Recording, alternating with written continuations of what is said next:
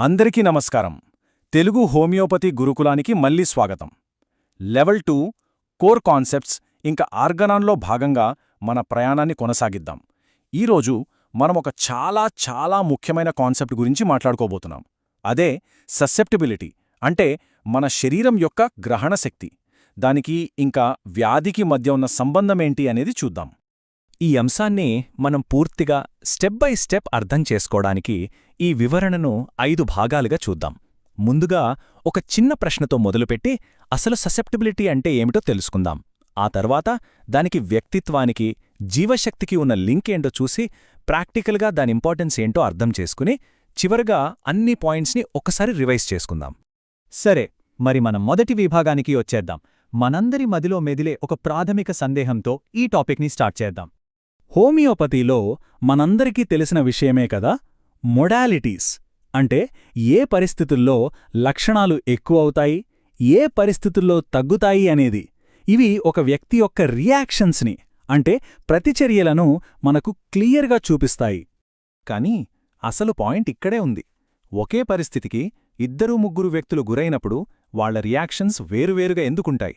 ఒకరికి జలుబు చేస్తే ఇంకొకరికి ఏమీ కాదు. ఎందుకిలా? ఈ తేడాలకు కారణమేంటి?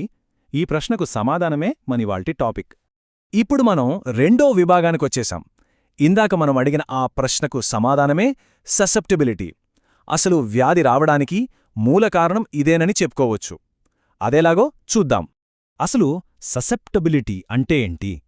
చాలా సింపుల్గా చెప్పాలంటే, ఏదైనా ఒక నెగటివ్ ఎనర్జీని కాని, వ్యాధిని కాని మన శరీరం లోపలికి రానిచ్చి దాని ప్రభావాన్ని చూపించడానికి అనుమతించే ఒక అంతర్గత బలహీనత. ఇదొక ఇన్బిల్ట్ సెన్సిటివిటీ అన్నమాట. దీన్నొక చిన్న ఉదాహరణతో అర్థం చేసుకుంటే ఇంకా ఈజీగా ఉంటుంది. 2 వ్యక్తులు అనుకుందాం. ఇద్దరూ ఒకేసారి వర్షంలో బాగా తడిశారు. ఏమైంది? మొదటి వ్యక్తికి ఏమీ కాలేదు, హాయిగా ఉన్నాడు. కాని రెండో వ్యక్తికి మాత్రం వెంటనే జలుబు, దగ్గు మొదలయ్యాయి. చూశారా? పరిస్థితి ఒకటే, కాని ఫలితాలు వేరు. సో దీన్ని బట్టి మనకేమర్థమవుతుంది? కేవలం బయటి వాతావరణానికి గురి కావడం అంటే ఎక్స్పోజర్ వ్యాధికి కారణం కాదు. వర్షంలో తడవడం వల్ల జలుబు రాలేదు, అది జస్ట్ ఒక ట్రిగర్ మాత్రమే. అసలు కారణం వేరే ఉంది. ఈ స్లైడ్ చూస్తే మనకు ప్రాసెస్ చాలా క్లియర్గా అర్థమవుతుంది. ఫస్ట్, బయటి నుంచి ఒక ప్రభావం అంటే ఎక్స్పోజర్ ఉంటుంది. అది మన శరీరంలో ఆల్రెడీ ఉన్న ససెప్టిబిలిటీ అనే బలహీనతతో కలిసినప్పుడు మాత్రమే ఫైనల్గా వ్యాధి రూపంలో బయటపడుతుంది. అంటే ససెప్టిబిలిటీ అనేది ఒక బ్రిడ్జ్ లాంటిదనమాట. ఈ సూత్రం చాలా పవర్ఫుల్. అంటే బ్యాక్టీరియా కానీ, వైరస్ కానీ అవి మన శరీరంలోకి ప్రవేశించి జబ్బును కలిగించాలంటే వాటికోసం ఒక అనుకూలమైన వాతావరణం, ఒక డిజీజ్డ్ స్టేట్ అంటే మన ససెప్టిబిలిటీ అప్పటికే లోపల రెడీగా ఉండాలి. అవి కేవలం అవకాశవాదులు మాత్రమే. సరే, బావుంది. కానీ ఈ ససెప్టబిలిటీ అంటే ఈ బలహీనత ఒక్కొక్కరిలో ఒకోలా ఎందుకుంటుంది? ఈ ప్రశ్నకు సమాధానం ఇప్పుడు మన 3వ విభాగంలో దొరుకుతుంది. ససెప్టబిలిటీకి, వ్యక్తిత్వానికి ఇంకా మన జీవశక్తికి ఉన్న సంబంధమేంటో చూద్దాం.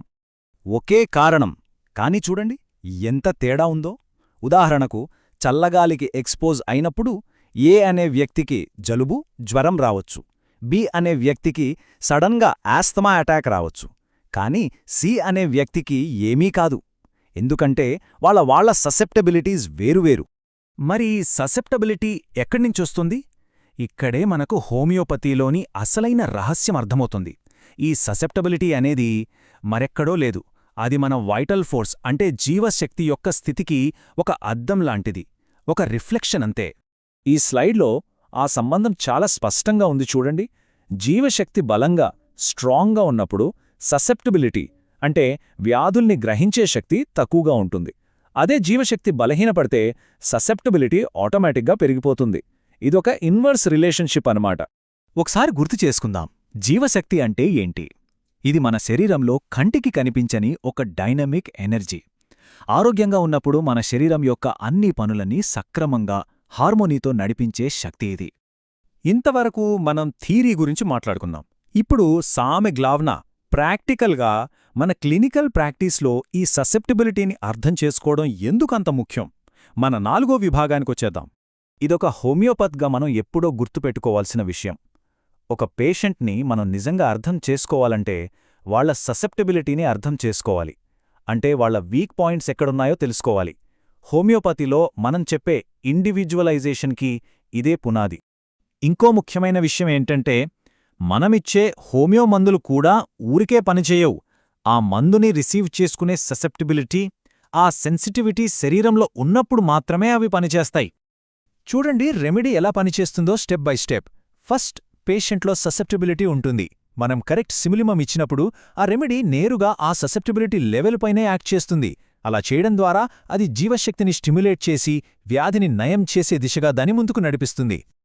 ఓకే, ఇక మనం మన చర్చ చివరి అంకానికొచ్చేశాం. ఇప్పటిదాకా మనం చర్చించుకున్న విషయాలన్నింటినీ ఒక్కసారి క్లుప్తంగా కీ పాయింట్స్ రూపంలో చూద్దాం. మనం గుర్తుపెట్టుకోవాల్సినవి 4 పాయింట్స్. మొదటిది ససెప్టిబిలిటీ, అంటే వ్యాధి కారకాల చేత ప్రభావితమయ్యే మన సహజ బలహీనత. రెండవది, కేవలం ఎక్స్పోజర్ వల్ల జబ్బు రాదు, దానికి ససెప్టిబిలిటీ ఖచ్చితంగా ఉండాలి. మూడవది, ఇది మన జీవశక్తి ఎలా ఉందో చెప్పే ఒక ఇండికేటర్.